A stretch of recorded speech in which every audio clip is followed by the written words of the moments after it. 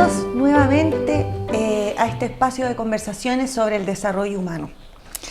Hoy día vamos a hablar sobre un tema muy potente, muy apasionante también. Gracias a eso vivimos. Estaba pensando. Estamos muy agradecidas de que pase. De que ocurra. Claro. Pero vamos a hablar sobre la disociación humana, sobre el síntoma de la disociación. Entonces, para que vayamos entrando en conversación, a profundizar, yo creo que es súper importante. Tú quieres ir trayendo, Lale me estaba diciendo recién, quiero traer ejemplos, y eso está súper bueno, pero creo que es súper importante que podamos brevemente como poder armar una pequeña imagen de qué es lo que se disocia de nosotros, antes de traer imágenes. Sí. Estoy pensando, porque es un desafío hablar de esto, porque para mí, y esto es parte también de conversar del desarrollo humano, haber descubierto en procesos terapéuticos que uno de mis mecanismos de defensa ha sido la disociación, y descubrirlo y mirarlo, y que mi terapeuta de repente diga, ¿estamos disociados? Yo estoy muy feliz poniéndote a prueba en esta conversación. Es un tema, porque efectivamente, ¿qué es lo que se disocia? El criterio o el contexto de la realidad de lo que está ocurriendo versus la fantasía que me cuento, el discurso que me cuento de lo que está pasando. A ver, ordenamos. Lo que está pasando realmente versus el cuento que yo me estoy contando. El cuento que yo me estoy contando respecto de lo que está pasando, ¿sí? Y en ese contexto, sobre todo, ¿qué se disocia? Mi mundo emocional. O sea, mi incapacidad de decir, chuta, estoy angustiado. No estoy angustiado. Sigo viviendo la vida porque no tengo ansiedad. Y voy yendo hacia adelante sin conectarme con aquel mundo emocional que sabemos es tan relevante para poner en contexto un radar de qué es lo que me está pasando, para dónde estoy yendo, qué es lo que quiero y todo aquello, ¿no? Entonces, descubrir eso también es muy difícil, po. Muchas veces necesitamos de un otro para que miremos el espacio de la disociación, ¿no? Y lo vemos a propósito de ejemplos que te decía yo. Pucha, no sé, tú también lo ves todo el tiempo en nuestras sesiones. Dime. Perdón, porque antes que Dale. te vaya los ejemplos, con eso que estás trayendo, traes un poquito la emoción, ¿sí? Sí. Voy a tratar de ponerlo como en lo más simple, en lo más chileno ahí posible. Buena. Cuando hablamos de disociación, así en lo más espontáneo, lo que sucede es que me pasa algo, digo otra cosa, y hago como que no me pasa, ¿sí? Siento algo, me cuento otro cuento, o digo otra cosa hacia afuera, y corporalmente hago otra cosa. Esas son las tres dimensiones que se disocian de alguna manera, sí, ¿no? Sí. Hacer, sentir, pensar. Pensar o decir. Claro. ¿No? Como en ese lugar, sí. Efectivamente, eso es lo que se disocia. Ahora, que aquí estamos en terrenos donde también yo entro más en lo psicológico y terapéutico, pero también la disociación tiene dos elementos, pues, como importantes de mirar. A veces, no siempre, pero la disociación ocurre porque hubo un trauma, ¿no? Y como el trauma fue grande, ¿no? La manera en que yo puedo sobrevivir a ese trauma y puedo salir de ese trauma es un mecanismo que a veces puede ser adaptativo, ¿no? Exacto, recurso. Un recurso para salir de aquel lugar donde estaba en un espacio de trauma y me disocio, ¡pum!, y puedo sobrevivir en el mundo, ¿sí? Total. El reconocer eso después es lo importante, de mirar que ese es un lugar donde me desconecto de una parte importante de mi historia. A mí me surge ahí, perdón, también poner... Tú hablándolo desde el lugar del psicólogo y yo traerlo más desde el lugar del coaching, y ambos juntos, ¿sí? Es importante referirnos a trauma también como algo súper cotidiano también. No necesariamente estamos hablando, porque en el lenguaje más coloquial podemos entender como algo que me ocurrió algo importante en la infancia, ¿sí? Que me marcó. Trauma es algo que escuché en mi casa, ¿sí? Sí. Por ejemplo, un ejemplo que yo tengo muy grabado, con todo el cariño y todo el respeto a mi querida abuela, ¿sí? Una abuela muy rígida y que ella, por ejemplo, tenía ciertos patrones que era decir, la gente inteligente no se aburre.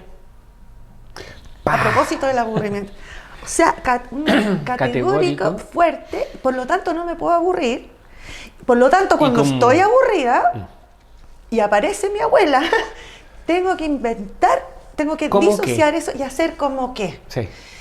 Y ese lugar finalmente se hace cargo de buscar una cierta aprobación también, porque que bien la panchita que va en eso. Y ese lugar se va transformando en un mecanismo adaptativo, ¿no es cierto? Para explicarle también aquí a los que nos están viendo y escuchando. Sí, pues un mecanismo adaptativo que nos sirve, que funcionamos, que vivimos con eso, ¿no? Y lo que estamos viendo, creo yo, que por eso también lo traemos a propósito del sujeto del rendimiento, del aprendizaje, de todo lo que hemos ido conversando en estos podcasts, es que finalmente hay se habla poco de cómo también nos estamos disociando respecto de lo que nos ocurre en nuestro mundo interno versus lo que tenemos que mostrar para afuera en lo que lo que estamos haciendo, ¿no? Y eso lo vemos tanto hoy día en el mundo organizacional, lo vemos, o sea, hoy día mismo estaba con un coachee, con un gerente que se daba cuenta de cómo tenía que sostener, ¿no? Un lugar que para él era doloroso, que tenía que ver con resultados, que tenía que ver con que había que lograr lo que había que lograr, y lo que le empieza a pasar es que empieza a tener crisis de pánico, ¿no? Porque él lo puede, de nuevo, lo puede todo, pero tiene que poder y resulta que aparecen las crisis de pánico. Y aparecen las crisis de pánico, ¿por qué? Por el espacio donde yo adaptativamente, para cumplir con el rol, para cumplir con el cargo, para cumplir con el equipo, para sostener al equipo, le aparece un síntoma tan grave tan duro como las crisis de pánico, ¿no? Lo vemos en los colegios. Sí, lo vemos en los colegios. El otro día con profesores jefes nos decían, bueno, pero a ver, ¿qué podemos hacer para mejorar el liderazgo en el aula? Nos decían, o sea, yo tengo que comprarle los zapatos al niño en un colegio vulnerable, tengo que darle de comer, tengo que hacer que se bañe, tengo que ponerle notas, tengo que cumpla en el CIMSE, tengo que tener que en el tercer ciclo cumpla con... Y en el fondo, ¿dónde está el autocuidado? ¿Dónde está el bienestar? ¿Dónde está el parar? ¿Dónde está el decir que no puedo? Entonces tengo que disociar, por ejemplo, ahí mi cansancio, mi agote, mi frustración, disocio eso, perfecto. Sí. Y a veces es peligroso porque hay lugares con tanto propósito, ¿no? Y a veces yo por el propósito organizacional me tengo que disociar yo, porque tengo que ir por un propósito más grande y me disocio en ese lugar yo, mi propio propósito, ¿no? Mi propio propósito. De vida. Me van a retar porque puse la mano aquí. Estaba pensando, quizás vuelvo ahí un poquitito atrás, pero también cómo podemos darnos cuenta a veces de estas disociaciones, porque son tan espontáneas, ¿no es cierto? Tan arraigadas en el fondo. Pero a veces en el mismo lenguaje nos va pasando esto. Por ejemplo, ¿cómo estáis? Bien.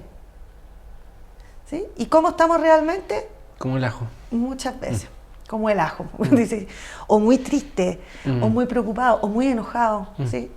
Y la respuesta inmediata es bien, ese es un bien para afuera. Otra. En Chile se dice bien, pero se me va a pasar. Sí. Ahí no sé yo con qué tiene que ver eso.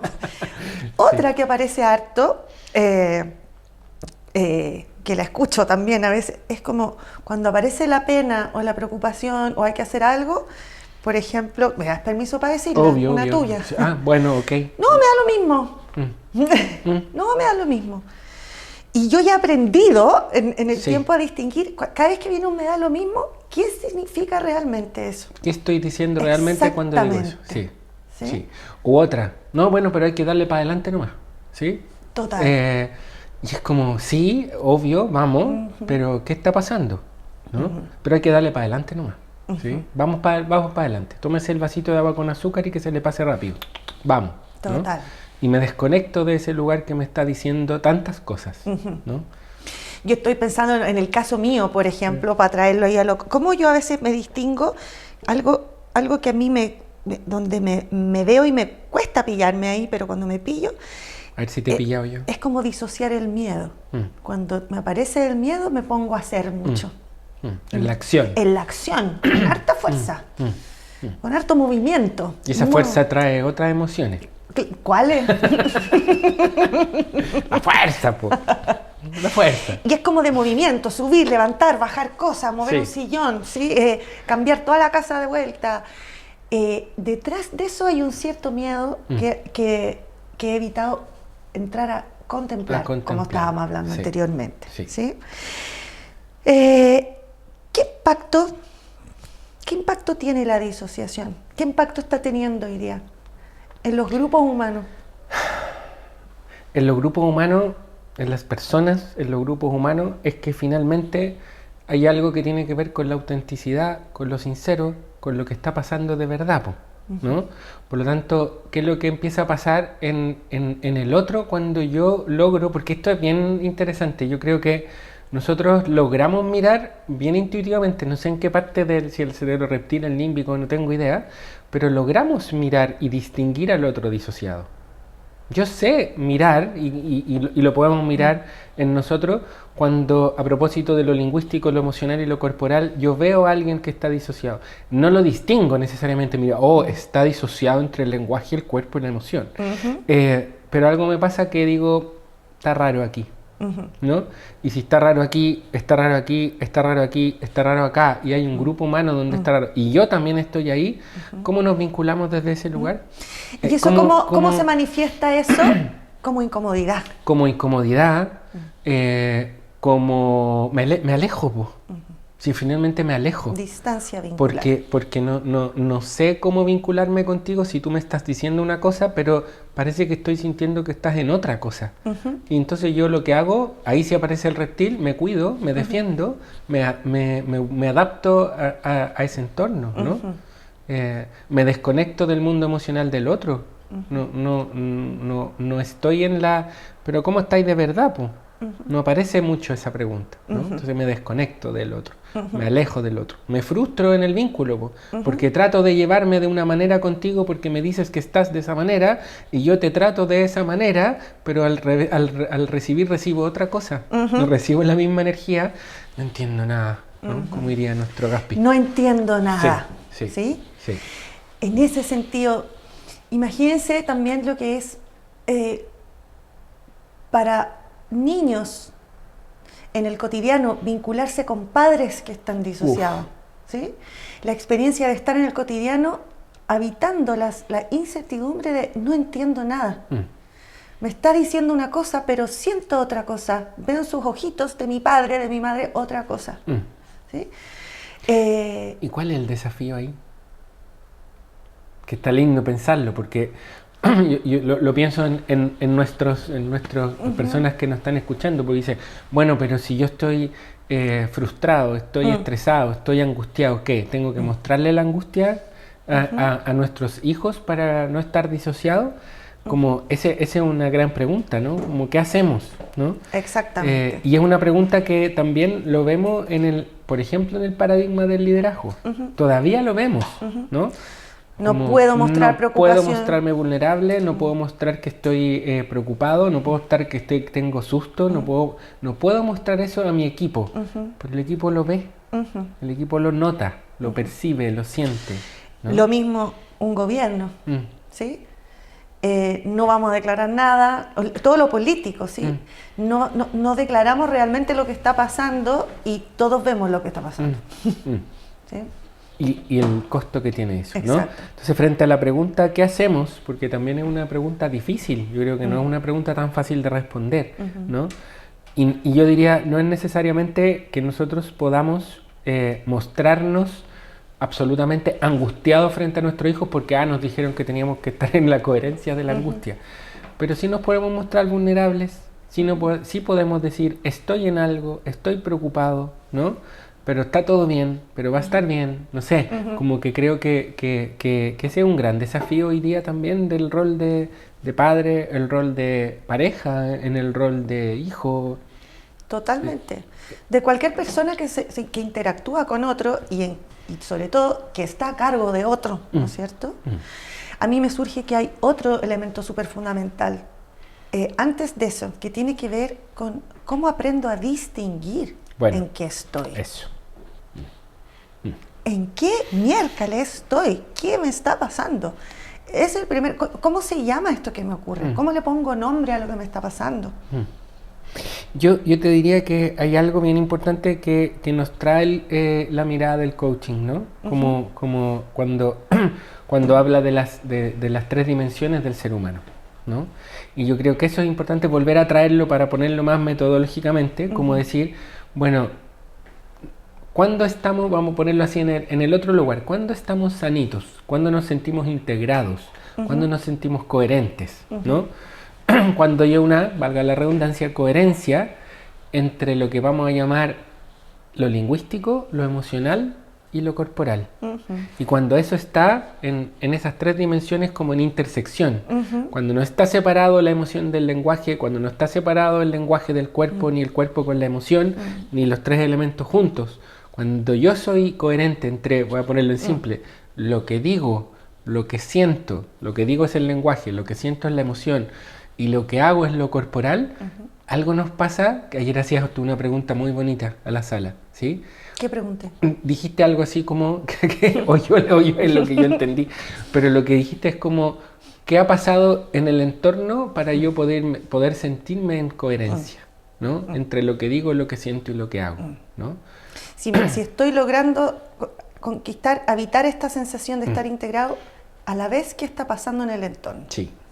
Y en eso quizás traer también el mundo más de los niños, porque uno dice, qué difícil, ¿no? Porque lo que vamos haciendo es que a veces tengo al lenguaje por aquí, a las emociones por acá y al cuerpo por acá, nada de conectados, ¿sí? De nuevo, es ahí donde nos enfermamos, ¿sí? Y el cuerpo avisa inmediatamente, ¿no? La úlcera, el colon, etcétera, va avisando, ¿sí? Pero un niño, lo tenemos, el fiel reflejo de nuestro Tommy, que ahora tiene 10, pero sigue, creo yo, en ese lugar, o es un desafío cada vez más, pero está ahí. Pero lo vemos a los 4 años, cuando se enojaba. ¿Cómo olvidarlo? ¿Cómo olvidarlo? Era incoherencia. O sea, su lenguaje decía, su emoción la expresaba y era coherente con ese lenguaje, y su cuerpo se manifestaba en ese lugar, ¿no? Y ponemos la rabia, pero también la tristeza, y era coherente su tristeza, su llorar en el cuerpo, decía que estaba triste y emocionaba en esa tristeza, ¿no? Y su cuerpito se manifestaba en ese lugar, ¿no? Entonces, no es que no lo hayamos tenido, lo tuvimos y lo perdimos. Exacto. Si eso es lo más... y por lo tanto, lo podemos recuperar. ¿Y cómo lo podemos recuperar? ¿Cómo lo podemos recuperar? Aprendiendo. Sí. Reaprendiendo. El aprender también es volver a recordar. ¿Cómo vuelvo a aprender a reconocer quién realmente he sido? ¿Quién soy yo integrado? ¿Por qué lo fui? Que ahí traes tú algo muy bonito, porque el aprender no solo tiene que ver con incorporar nuevas cosas, sino que recordar quiénes somos. O quiénes fuimos, ¿no? Y en lo genuino de eso. Y ahí aparece la coherencia. De nuevo, vuelve a aparecer. Lo cual no es una tarea fácil. No es una tarea fácil, tal cual. Sí. Nos quedan un minutito para cerrar esto. Yo creo que es tan relevante mirar que hoy día este fenómeno de la disociación es casi hoy día una patología. Que se toman, no solo el individual, lo hacemos solo nosotros día a día, se toman decisiones fundamentales en el mundo desde el lugar disociado. ¿Sí? Se deciden por países, se decide por la seguridad, se decide económicamente, se apretan botones, se tiran armas desde un lugar disociado. Como ciudadanos ejercemos nuestros votos, ¿sí? Damos nuestros votos, muchas veces disociados también, en nombre de lo que es seguridad, en nombre de lo que son los derechos, en nombre de tantas cosas. De muchísimas cosas. ¿Sí? En nombre de la paz se han creado guerras. En nombre de la paz. ¿Sí? Sí. Por lo tanto, nuevamente, y que lo traíamos, ¿para qué la relevancia del desarrollo humano? ¿Sí? Porque esto tiene un impacto, no en el mundo hoy, ya lo está teniendo, hay un impacto enorme en el largo plazo. Y Así tenemos es. niños. ¿Qué relevancia eso partiendo por adentro, ¿no es cierto? Y yo diría, es una tarea, no es una tarea fácil, pero es prioritaria, ¿no? Porque así vivimos en un mundo más genuino también y honesto en ese lugar. Bueno, se nos acabó el tiempo. Gran tema. Enorme tema. Sí, enorme tema para seguir desarrollando. Bueno, pues nos vemos en nuestro siguiente capítulo. Muchas gracias por estar hoy con nosotros.